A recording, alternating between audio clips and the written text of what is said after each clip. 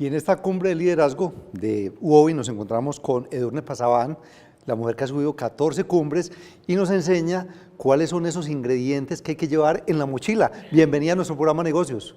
Muchas gracias por invitarme, Juan Carlos.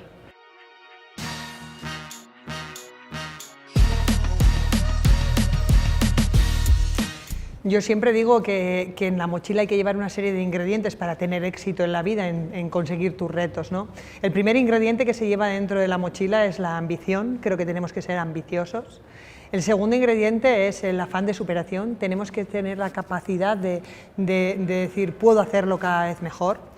El tercer ingrediente es el hambre por el éxito, el que nos tenemos que creer que somos capaces de conseguir las cosas, pero creo que la parte mayor de nuestra mochila tiene que ir llena de pasión.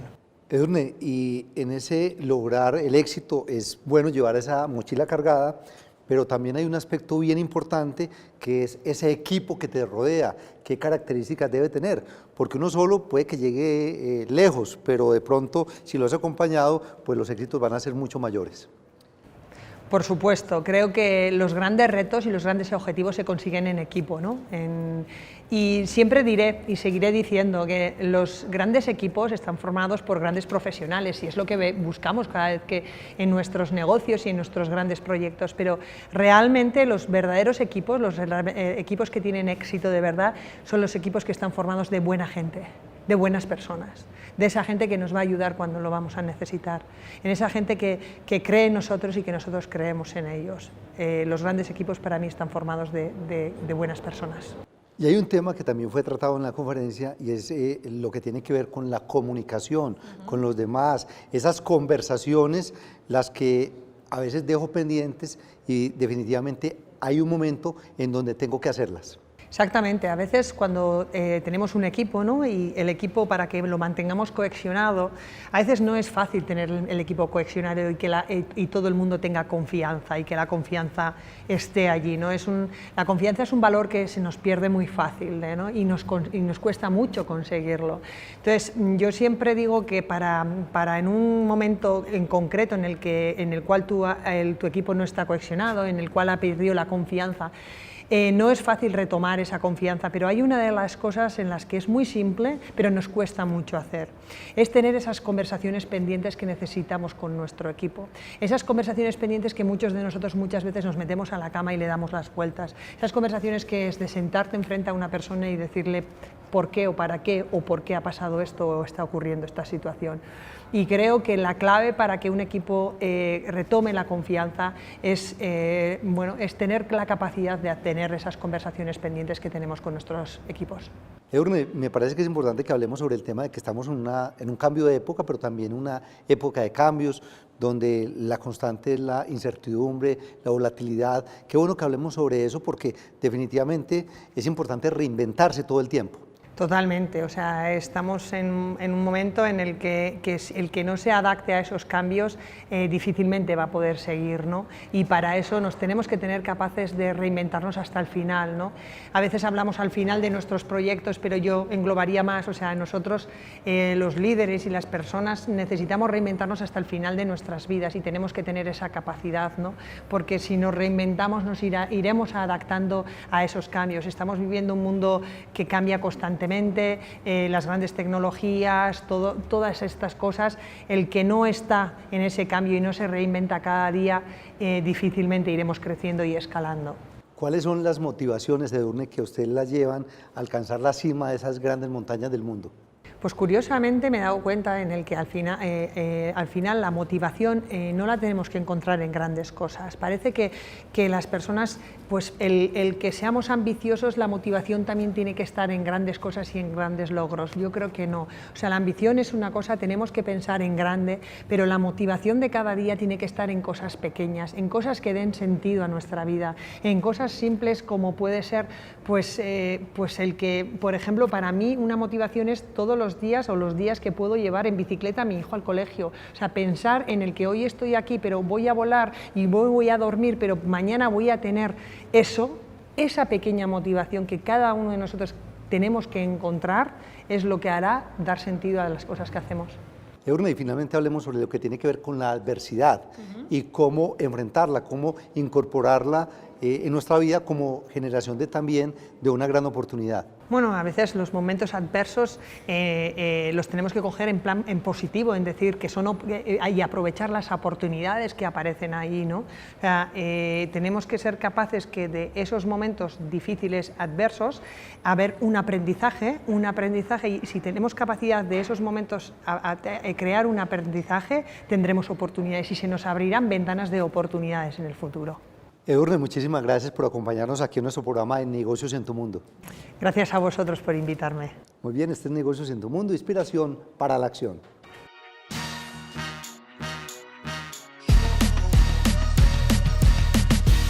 Me encuentro con Kevin Robbins. Él es referente internacional en el liderazgo creativo y además creador del concepto Love Marks.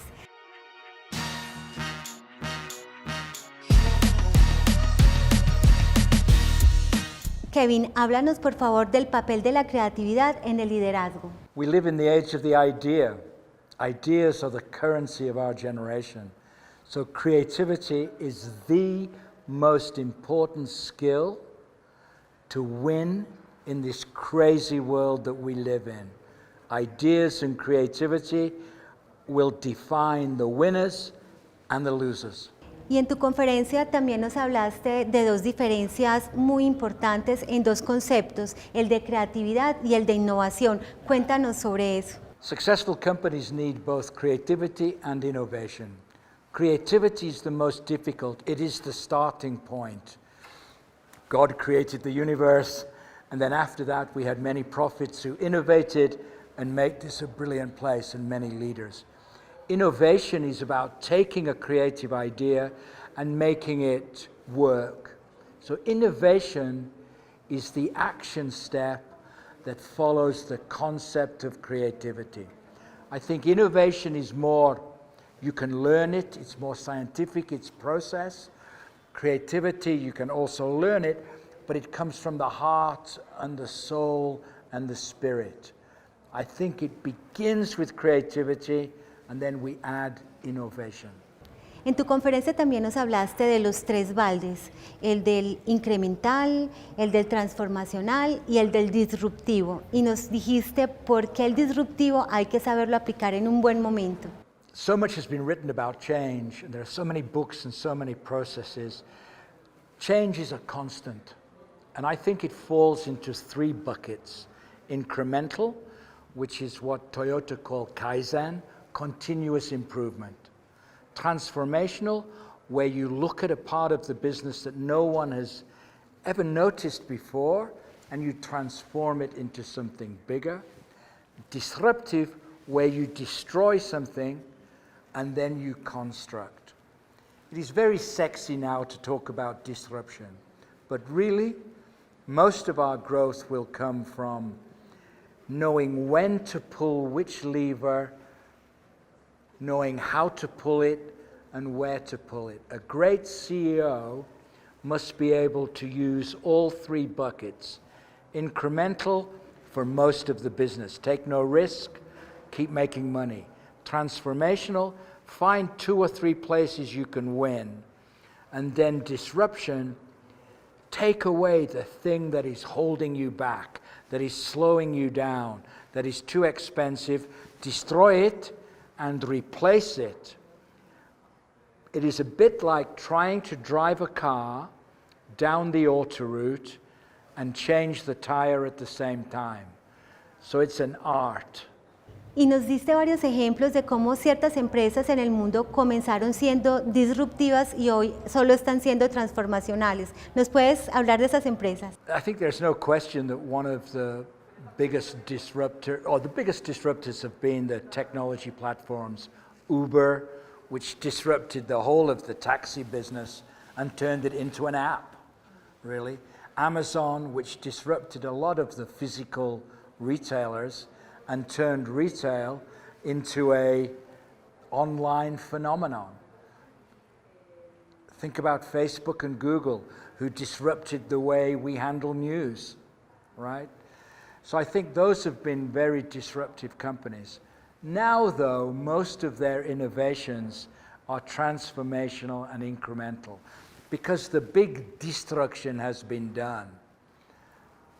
Amazon now, they drive all their business with three kind of ideas: lowest possible price, widest possible range, same-day delivery. And they will apply every product category they can into that. That's no longer disruptive. It's almost incremental growth for them. So I think you go through stages, and also you go through different parts of the business where you can use a very scalpel-like piece of disruption without disrupting everything. Y es real que esta cuarta revolución industrial ha hecho cambios en la forma de hacer el marketing. We now live in a world where traditional marketing is dead. It used to be that the role of marketing was to build a brand, build distribution, attract customers. You know, if you followed Philip Kotler or Peter Drucker. Now the role of marketing is much bigger than that. It is not to build a brand. It is to create a movement that people want to join, so they become the champions of the brand. And in this fourth industrial revolution, we see the merging of the digital and the physical. There is now no line. Everything in our world is virtual, is digital and physical, all at the same time. Amazon are now opening retail physical stores. Walmart are now selling things online. So yes, marketing has changed forever so that all those things come together in one whole. Bueno, ¿y qué te parece para concluir esta entrevista? Nos des 5 claves para construir una marca de amor. So first of all, I found a new love mark yesterday in Cartagena. I am now in love with La Cevicheria. And I think this is a love mark.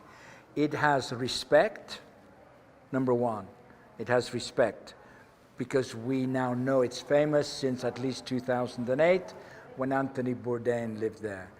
2, we trust it because everybody on TripAdvisor says how good the ceviche is. 3, it delivers good ceviche at good prices. It is not an expensive experience. So respect, trust, value. Now, 3 more things it has: mystery, sensuality, and intimacy. This is what makes a love mark. It has mystery because I hadn't eaten all of the things. I had these camareros al diabla, and the sauce was so hot, it was so fantastic. I didn't know what was inside it. The whole service is very intimate. The waiters are very friendly. The ladies are very friendly. And sensuality, it looked good, it smelled good, it sounded good, it tasted good, and it felt good. So that's how you build a love mark.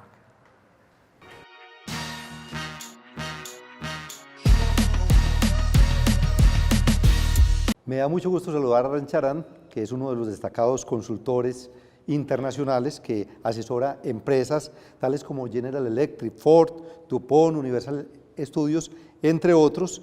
Y por supuesto nos da mucho gusto tenerlo acá para hablar con él, autor de 25 libros muy interesantes sobre temas empresariales.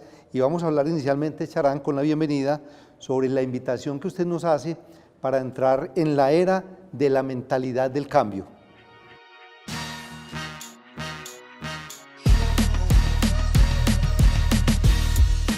Change is going to be continuing. It's an exponential change, sometimes linear change, and some change is the unstoppable trends.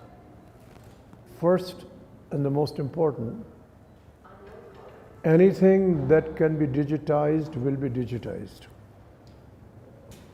Almost all people in the world will be online in a way they are today. Google, Baidu in China, Facebook, Amazon, Alibaba in China. This is the greatest driver of change. It is changing companies, it's changing habits, is changing people's aspirations. Ram, ¿y cuál es el papel de nosotros, de las personas que estamos dentro de las áreas de negocios, de tecnología, dentro de las empresas, para sacar el máximo provecho de esa digitalización? It's a great opportunity for business. We have many, many examples where people have thought about a new need and they get 2 or 4 people together and they develop a platform and an app and they create a new business. So we should take that as a friend, we should take that as an enabler, and we should say, what is the consumer new need? How do we make it cheaper, faster, and make it more convenient for the customer? Dentro de su conferencia en la Cumbre de Liderazgo de Huobi, usted habló sobre la forma de tramitar, de gestionar la energía para hacerlo de manera eficiente. Qué importante que nos comparta ese concepto para nuestros televidentes. In any group of people, there are people who create energy and there are people who drain energy. In any of these groups, it's usually 1 or 2 people who are toxic, who create unnecessary competition, they go behind the back. You as a leader should deal with that issue. Then there are those who create energy. They are always looking for new ideas. They experiment, sometimes they fail. They stimulate new ideas with the others. Find those people, create new energy. Mind has no limitations. And there the brain is plastic. This is what creates the exponential progress. También Ram mencionó como una de las claves del liderazgo el hecho de acompañarse de gente que inclusive sea mejor que los líderes que hay en la compañía. Eso es una invitación a tener un muy buen equipo de trabajo. Qué bueno que nos amplíe ese concepto. The secret of leadership success is proven over thousands of years. Leaders are humble and they find and search those people who are better than themselves. They know they don't know everything. People who are better than them raise the bar. These are the people who create more capability, more capacity. And this way, you are able to grow exponentially. Ram, ¿cuál es la mejor manera de tener una buena cultura organizacional al interior de la compañía? A culture is behaviors. Behaviors are emulated by most people. Whose behaviors get emulated is the top CEO and possibly another 20 people. So culture is what the 20 people set. Their behavior, their questions, their ability to do reviews, their ability to promote the right people sets the culture. Whenever a company gets in trouble, culture in trouble, the board brings outside people and they usually change the top 10, top 20 people. They don't change the whole company. And so culture is collaboration behavior, innovation behavior, and you do coaching and take toxic people out. Ram, estamos en una cuarta revolución industrial y nos parece muy importante que usted nos dé algunas recomendaciones prácticas de cómo comportarse dentro de esa nueva forma de hacer las cosas. ¿Qué debo tener en cuenta? ¿Qué hacer y qué no hacer? I think we are not in the post-industrial revolution. It is a big mistake. We are in the services revolution. Every single product over time is going to be a service product. All the things we do, Google, Apple, Amazon, they are services. Industrial part of it as a percentage of GDP is declining. In America, it's declining precipitously. So we are in a service, digitally driven services, customer experience revolution. People who brand it post-industrial, I disagree with them because the total industrial production as a percent of GDP is declining. Muchísimas gracias a Ram por estar con nosotros y además por compartirnos esas ideas tan interesantes para el mundo empresarial y de los negocios. Mil gracias. Thank you. I'm delighted to be here. It's a great country.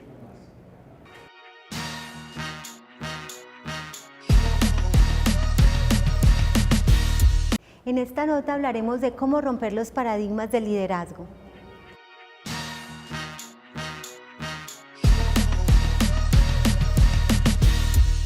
Y para hablar del tema estoy con Silvia Ramírez.